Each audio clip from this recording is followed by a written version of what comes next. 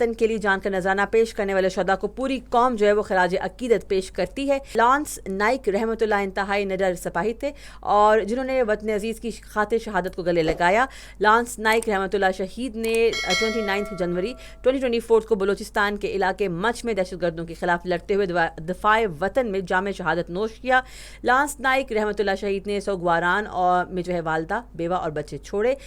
ان کا تعلق جو ہے وہ تونسا شریف سے تھا۔ لانس نائک رحمۃ اللہ شہید کے لواحقین نے اپنے احساسات کا اظہار کرتے ہوئے کہا کہ اللہ تعالیٰ میرے بیٹے کو جنت میں اعلیٰ مقام عطا فرمائے۔ میرے بیٹے نے ملک کی خاطر اپنی جان قربان کی اور اپنا سر نہیں جھکایا۔ مجھے اپنے بیٹی کی شہادت پر بہت فخر ہے۔